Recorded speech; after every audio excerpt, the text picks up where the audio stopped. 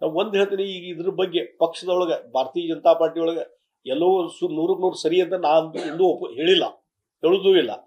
ಅದಕ್ಕೆ ಅದು ಏನು ಸಮಸ್ಯೆಗಳಿದಾವೆ ಅದನ್ನ ಈಗಾಗಲೇ ವರಿಷ್ಠರು ಗಮನಿಸ್ತಾ ಇದ್ದಾರೆ ಮತ್ತು ಸೂಕ್ತ ಸಮಯದಲ್ಲಿ ಸೂಕ್ತ ನಿರ್ಧಾರಗಳು ಕೈಗೊಳ್ತಾರೆ. ನಾನು ವೈಯಕ್ತಿಕವಾದಂಥ ಹೇಳಿಕೆ ಬಗ್ಗೆ ಎಂದೂ ಕಮೆಂಟ್ ಮಾಡಕ್ ಹೋಗೋದಿಲ್ಲ. ಅವ್ರವ್ರ ಹೇಳಿಕೆ ಅವ್ರಿಗೆ ಬಿಟ್ಟಿದ್ದು. ಪಕ್ಷ ಏನು ಯಾವ್ದು ನಿರ್ಧಾರ ಕೈಗೊಂಡ್ರೆ ಸರಿ ಮಾಡ್ಲಿಕ್ಕೆ ಎಲ್ಲಾ ರೀತಿ ಪ್ರಯತ್ನ ಮಾಡ್ತಾರೆ.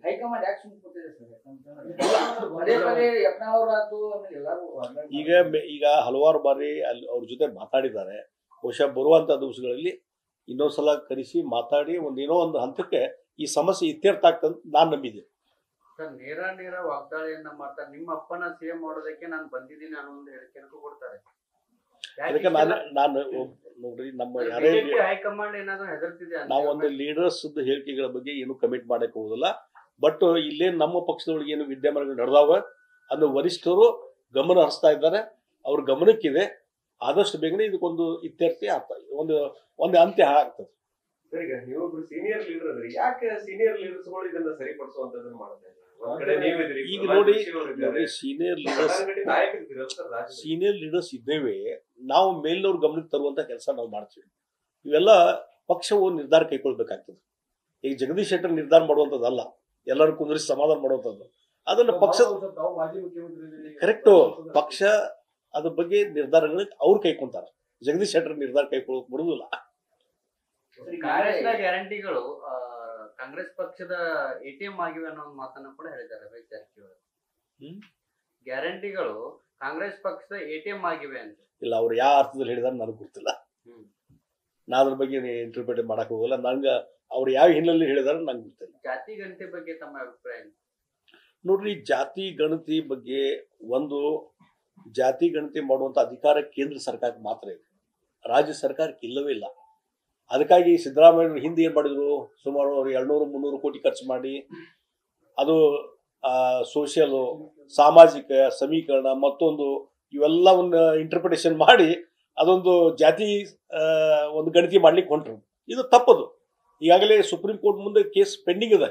ಇದನ್ನ ಚಾಲೆಂಜ್ ಮಾಡಿ ರಾಜ್ಯ ಸರ್ಕಾರ ಏನು ತೀರ್ಮಾನ ತೆಗೆದುಕೊಂಡಿದಲ್ಲ, ಈ ಜಾತಿ ಗಣೀಕರಣ ಜಾತಿ ಇದನ್ನ ಮಾಡ್ಲಿಕ್ಕೆ ಗಣತಿ ಮಾಡ್ಲಿಕ್ಕೆ ರಾಜ್ಯ ಸರ್ಕಾರಕ್ಕೆ ಅಧಿಕಾರ ಇಲ್ಲ, ಅದು ಕೇಂದ್ರ ಸರ್ಕಾರಕ್ಕೆ ಮಾತ್ರ ಅಧಿಕಾರ ಇದೆ ಅನ್ನುವಂಥದ್ದು ಸುಪ್ರೀಂ ಕೋರ್ಟ್ನಲ್ಲಿ ಕೇಸ್ ಪೆಂಡಿಂಗ್ ಇದೆ.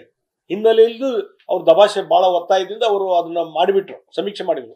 ಅದು ವೈಜ್ಞಾನಿಕವಾಗಿ ಇಲ್ಲ. ಈಗ ಕಾಂಗ್ರೆಸ್ ಪಾರ್ಟಿಯವ್ರಿಗೆ ಕೇಳ್ರಿ, ಇದನ್ನ ಒಪ್ಕೊಂತೀರಂದ್ರೆ ಇನ್ನೂ ಅದನ್ನ ಕ್ಯಾಬಿನೆಟ್ ಮುಂದೆ ಇಡಾಕ ತಯಾರಿಲ್ಲ. ಅವರು ಹೆದರಿಕೆ ಇದೆ, ಅವರೊಳಗೆ ಹೆದರಿಕೆ ಇದೆ. ಅಲ್ಲಿ ಅವರಲ್ಲಿದ್ದಂತ ಲೀಡರ್ಸೇ ಅದನ್ನು ವಿರೋಧ ಮಾಡ್ತಾ ಇದ್ದಾರೆ. ಹೀಗಾಗಿ ಈ ಜಾತಿ ಗಣತಿ ಅನ್ನುವಂಥದ್ದು ಕೇಂದ್ರ ಸರ್ಕಾರ ಮಾಡುವಂತ ನಿರ್ಧಾರ ಅವ್ರಿಗೆ ಬಿಟ್ಟಂತ, ಇದನ್ನ ರಾಜ್ಯ ಸರ್ಕಾರ ಅಧಿಕಾರನೇ ಇಲ್ಲ. ಕೊನೆಯದಾಗಿ ಬೆಳಗಾವಿಯಿಂದ ಪೈಪ್ಲೈನ್ ಮೂಲಕ ಧಾರವಾಡದ ಇಂಡಸ್ಟ್ರಿಯಲ್ ಏರಿಯಾಗೆ ನೀರು ಹೋಗ್ತಾ ಇದೆ, ಯಾವುದೇ ಸರ್ಕಾರದಿಂದ ಅನುಮತಿ ತಂದಿಲ್ಲ. ಆದ್ರೂ ಕೂಡ ಸಾಕಷ್ಟು ಆಕ್ರೋಶ ಬೆಳಗಾವಿ ಜಿಲ್ಲೆಯಲ್ಲಿ ವ್ಯಕ್ತವಾಗ್ತಿದೆ. ಯೋಜನೆ ಸರ್, 300 ಕೋಟಿ ರೂಪಾಯಿ ಯೋಜನೆ ಜಿಲ್ಲಾಡಳಿತ ಗಮನಕ್ಕಿಲ್ಲ, ನೀರಾವರಿ ಇಲಾಖೆ ಅಧಿಕಾರಿಗಳ ಗಮನಕ್ಕಿಲ್ಲ. ನಾನು ಅದಕ್ಕೆ ಮಾಹಿತಿ ತೆಗೆದುಕೊಳ್ತಾ ಇದ್ದೇನೆ. ಮೊನ್ನೆ ಬಂದ್ಮೇಲೆ ನಾನು ಪ್ರವಾಸದಲ್ಲಿದ್ದೆ, ಮಾಹಿತಿ ತೆಗೆದುಕೊಳ್ತಾ. ನೋಡ್ರಿ, ನಾನು ಹೇಳ್ತೀನಿ, ರಾಜ್ಯ ಸರ್ಕಾರ ನಿರ್ಧಾರ ಮಾಡ್ಲಾರ್ದನೆ ಎಲ್ಲಿಯೂ ಒಂದ್ ಕಡೆ ಮತ್ತೊಂದ್ ಕಡೆ ಡೈವರ್ಟ್ ಮಾಡ್ಲಿಕ್ಕೆ ಬರುದಿಲ್ಲ. ನಾನು ಮುಖ್ಯಮಂತ್ರಿಯಾಗಿ ಕೆಲಸ ಮಾಡಿದ್ದೇನೆ, ಕ್ಯಾಬಿನೆಟ್ ಮಿನಿಸ್ಟರ್ ಕೆಲಸ ಮಾಡಿದ್ದೇನೆ. ಇವತ್ತು ಜಿಂದಾಲ್ ಐತಲ್ಲ, ಅವ್ರಿಗೆ ಎಲ್ಲಿ ನಾ ಒಂದ್ ಮತ್ತೆ ಹೇಳ್ತೀನಿ, ಅದು ಸರ್ಕಾರ ನಿರ್ಧಾರ ಮಾಡಿದ ಮೇಲೆ ಜಿಂದಾಲ್ದವರು ಇದರಿಂದ ನಮ್ಮ ಕೃಷ್ಣಾ ನದಿಯಿಂದ ಆಲಮಟ್ಟಿಯಿಂದ ಅಲ್ಲಿಗೆ ಜಿಂದಾಲ್ ನೀರು ತಗೋತಾ ಇದ್ದಾರೆ. 2-3 ಡಿಸ್ಟ್ರಿಕ್ಟ್ ದಾಟಿ ಬಂದು ಅಲ್ಲಿ ದೊಡ್ಡ ಕೆರಿ ಮಾಡಿದ್ದಾರೆ. ನಾ ಬೇರೆ ಟೈಮ್ ಕೊರೋನಾ ಟೈಮ್ದಲ್ಲಿ ವಿಸಿಟ್ ಮಾಡಿದ್ದೆ ಜಿಂದಾಲಕ್ಕೆ. ದೊಡ್ಡದೊಂದು ಕೆರಿ ಮಾಡಿ ಅಲ್ಲಿ ನೀರು ಸಂಗ್ರಹ ಮಾಡಿದ್ದಾರೆ. ಅದಕ್ಕೆ ನಾನು ಹೇಳುವಂಥದ್ದು, ಇವತ್ತು ನಮಗೆ ಏನೋ ತೊಂದರೆ ಆಗಿ, ನಮಗೆ ನೀರಿನ ತೊಂದರೆ ಆಗಿ ಮತ್ತೊಬ್ಬರಿಗೆ ಕೊಡುವಂಥದ್ದು ಆಗಬಾರ್ದು ಯಾವಾಗಲೂ. ಅದಕ್ಕೆ ಇದ್ರ ಬಗ್ಗೆ ನಾನು ಎಲ್ಲವನ್ನೂ ಮಾಹಿತಿ ಕೊಡ್ರಿ ಅಂತ ನಾನು ಹೇಳಿದ್ದೇನೆ KIDB ಅವರಿಗೆ ಮತ್ತು ಬೇರೆ ಅಧಿಕಾರಿಗಳು ಹೇಳಿದ್ದೇನೆ. ಅವ್ರು ಬಹುಶಃ ಇವತ್ತು ನನಗೆ ಮಾಹಿತಿ ಕೊಡ್ತಾರೆ. ಇವತ್ತು ಇಲ್ಲಿ ಜನರಿಗೆ ಅನ್ಯಾಯ ಮಾಡಿ, ಇಲ್ಲಿ ಜನರಿಗೆ ರೈತರಿಗೆ ಅನ್ಯಾಯ ಮಾಡಿ, ಇಲ್ಲಿ ಕುಡಿ ನೀರಿಗೆ ತೊಂದರೆ ಆಗಿ ಕೊಡುವಂಥದ್ದು ಅವಕಾಶ ನಾವು ಕೊಡ್ತೀವಿ. ನ್ಯೂಸ್ ಫಸ್ಟ್, ನಿರ್ಭೀತಿಯಿಂದ ನಿಮ್ಮ ಪರವಾಗಿ.